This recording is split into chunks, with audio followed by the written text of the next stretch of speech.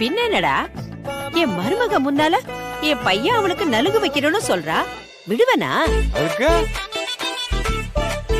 ஓஹோ, அதான் சந்தனத்துல அரிப்பு இலை இருக்குல்ல, அத அரைச்சி கலந்து விட்டுட்டேன். அது சரியான நேரத்துல சரியா வேலை செஞ்சு அவள ஓட விட்டுருச்சு. ஆமாமா, நல்ல காரியம் பண்ண. இன்னும் கொஞ்சம் லேட்டா இருந்தாலும் நான் அவ கண்ணத்துல பூசி இருப்பம்மா.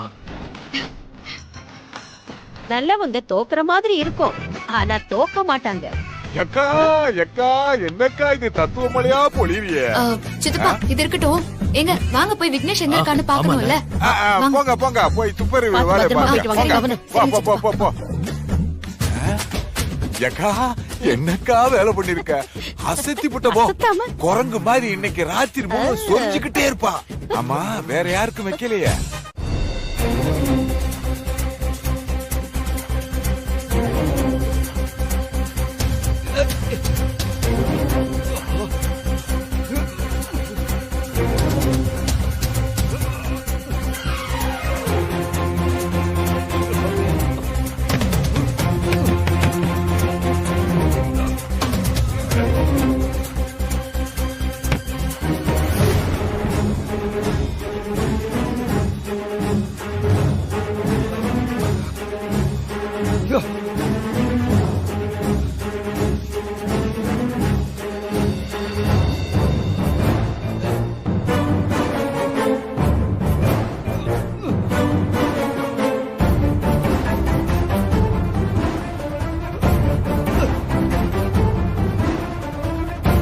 டேய், அண்ணா அவனை கவனமா பாத்துக்க சொன்னாரு, அதனால நம்ம ஜாக்கிரதையா இருக்க. புரியுதா?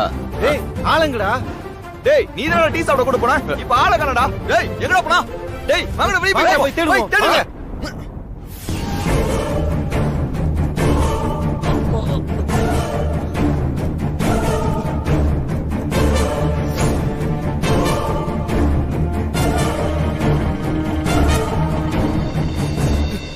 ஏய் அங்க இருக்கானடா? ஏய் இங்க இல்லடா, அங்க இருக்கடா. இல்லடா, இங்க இல்லடா, தப்பிச்சடா.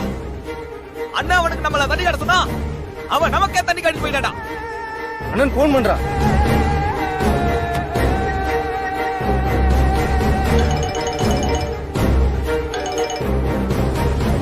ஹலோ அண்ணே, பையன் தப்பிச்சானே.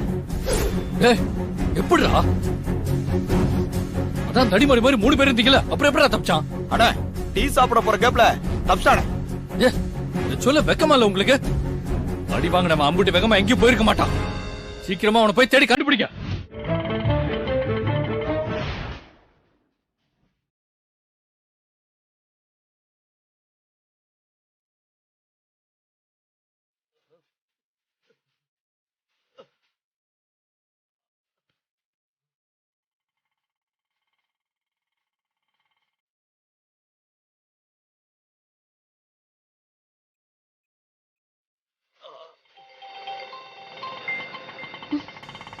எடுத்து பாரு.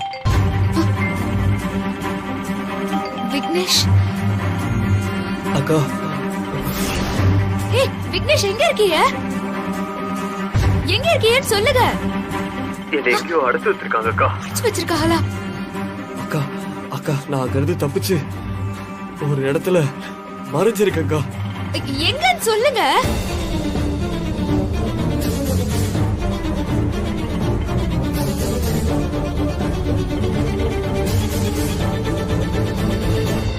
விக்னேஷ், நாங்க பக்கத்துல தான் இருக்கோம். ஒரு 5 நிமிஷத்துல அங்க வந்துருவோம். சரிக்கா, கொஞ்சம் சீக்கிரம் வாங்க. என்னாச்சு? ஒரு நிமிஷம் அண்ணா, அந்த சாவடி ரோடு பக்கமா போங்களேன்.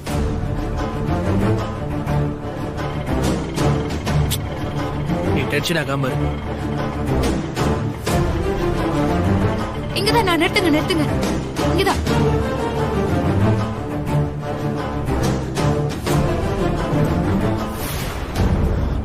அக்கா. விக்னேஷ், ஐயோ என்னாச்சு விக்னேஷ் உங்களுக்கு? என்னாச்சு? ஐயோ என்னாச்சு? என்னாலதான் உங்களுக்கு இவ்ளோ கஷ்டம். என்ன மன்னிச்சிருங்க. சாரி விக்னேஷ். நானே உங்களுக்கு உதவ முடியாம மாட்டிக்கிட்டேக்கா. சாரிக்கா. ஐயோ இப்ப அதெல்லாம் பேசுறதுக்கு நேரம் இல்ல.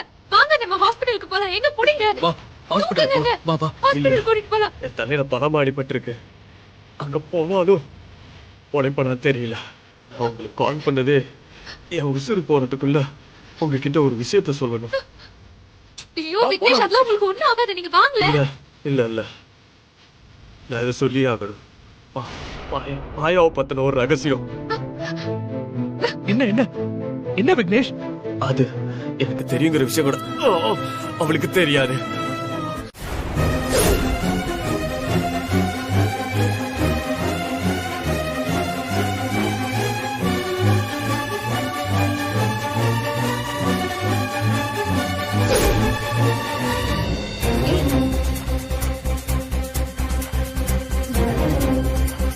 பாப்பா வெளியே வா, இல்லனா 2 ஊசி போட்டுருவாங்க.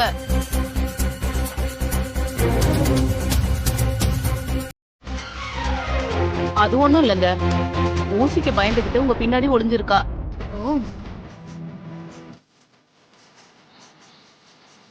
பாப்பா ஆமா, அவங்க போகட்டும், தொந்தரவு பண்ணாத. பரவாயில்லைங்க, குழந்தை தானே. அப்பா இங்க வா. நீங்க எவ்வளவு சமத்து. இந்த சின்ன ஊசிக்கெல்லாம் யாராவது பயப்படுவாங்களா? ஊசி போட்டாதானே உடம்பு சரியாகும். அப்போதான் நிறைய சாக்லேட், ஐஸ்கிரீம் எல்லாம் சாப்பிடலாம். அதனால நீங்க என்ன பண்றீங்கன்னா இப்போ ஊசியை போட்டுக்கிறீங்க. Okay, good good. ஒரே ஒரு ஊசி தான்.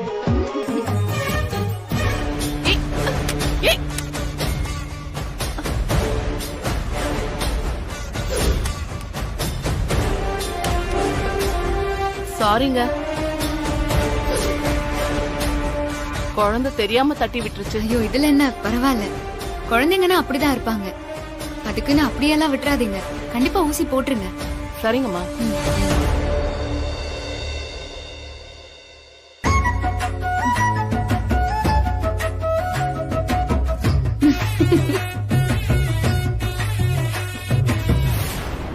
சரி போலாமா? விக்னேஷ் கண் முடிச்சிட்டா டாக்டர் கால் பண்ணுவாரு. நம்ம அடுத்து என்ன பண்ணலான்னு யோசிக்கணும். போலாமா?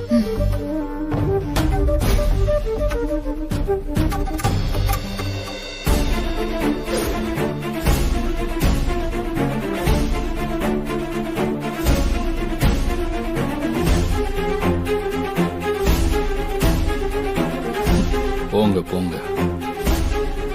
விக்னேஷ் கண்ணு முழிக்காத வரைக்கும் அவன் உசுருக்கு எந்த ஆபத்தும் இல்லை. கல்யாணத்துக்கு முன்னாடி அவன் கண்ணு முழிச்சிட்டான், நிச்சயம் அவனுக்கு என் கையால கருமாதிதான்.